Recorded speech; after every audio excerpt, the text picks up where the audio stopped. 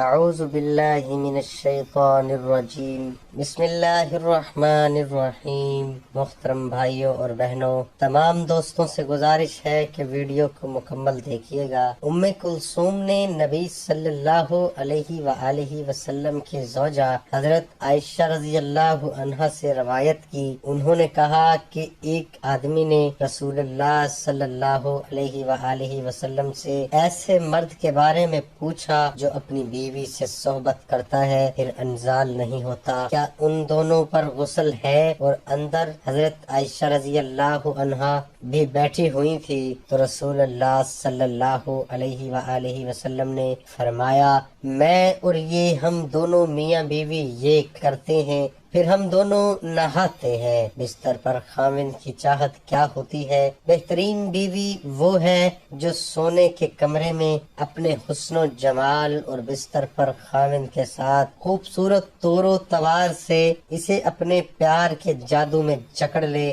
دوران صحبت اس کے مقصد پر نگاہ رکھے اور غور کرے کہ اس کا خاوند کیا چاہتا ہے، اور پھر اس کی پسند سے بھی بہتر انداز میں اپنے آپ کو اس کے سپرد کر دے، نرم گفتگو کرے اور اس کی رغبتوں اور چاہتوں کو پورا کرتے ہوئے اسے سیر کر دے۔ کبھی بھی اس کے بستر پر جانے سے مت رکے۔ اگر وہ اس کے ساتھ مقاربت کا خواہش مند ہے تو قطعاً نافرمانی نہ کرے، کیونکہ اللہ رب العزت کے ہاں یہ بہت بڑا گناہ ہے۔ محترم بھائیوں اور بہنوں، سفیان بن عیینہ نے عمرو بن دینار سے حدیث بیان کی، کہا ہم نے حضرت ابن عمر رضی اللہ عنہما سے اس شخص کے متعلق پوچھا جو عمرے کی غرض سے آیا، اس نے بیت اللہ کا طواف کر لیا لیکن ابھی صفا مروہ کی سعی نہیں کی، کیا وہ اپنی بیوی سے صحبت کر سکتا ہے؟ انہوں نے فرمایا،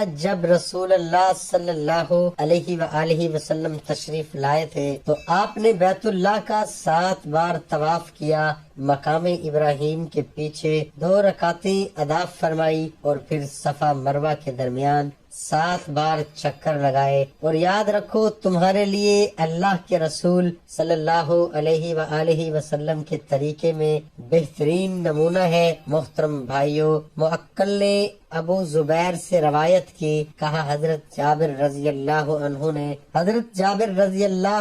نے کہا، میں نے نبی اکرم صلی اللہ علیہ وآلہ وسلم کو یہ فرماتے ہوئے سنا، جب تم میں سے کسی کو کوئی عورت اچھی لگے اور اس کے دل میں جاگزی ہو جائے تو وہ اپنی بیوی کا رخ کرے اور اس سے صحبت کرے، بلا شبہ یہ عمل اس کیفیت کو دور کر دے گا جو اس کے دل میں پیدا ہوئی ہے۔ عبد الملک بن ابی سلیمان نے عطا سے، انہوں نے جابر بن عبداللہ رضی اللہ عنہما سے روایت کی، کہا ہم نے رسول اللہ صلی اللہ علیہ وآلہ وسلم کے ساتھ حج کا احرام باندھ کر تلبیہ کہا۔ جب ہم مکہ پہنچے تو آپ صلی اللہ علیہ وآلہ وسلم نے ہمیں حکم دیا کہ ہم حلال ہو جائیں اور اسے حج کی نیت کو عمرے میں بدل دیں۔ یہ بات ہمیں بہت گراں بڑی لگی اور اس سے ہمارے دل بہت تنگ ہوئے۔ ہمارے اس خلق کی خبر نبی صلی اللہ علیہ وآلہ وسلم کو پہنچ گئی۔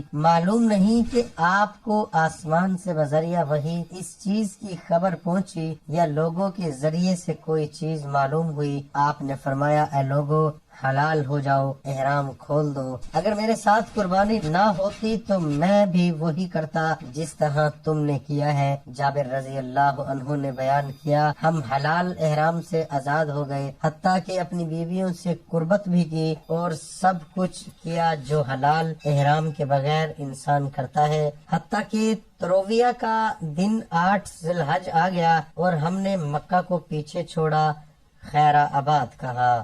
دعا ہے کہ اللہ تعالی ہم سب کو شریعت کے مطابق ہم بستری کرنے کی توفیق عطا فرمائے اور ہمارے صغیرہ کبیرہ گناہ معاف فرمائے اور ہم سب کی تمام پریشانیاں دور فرمائے، اور اللہ تعالی میرا سنانا، آپ کا سننا اپنی بارگاہ الہی میں قبول اور منظور فرمائے۔ آمین ثم آمین۔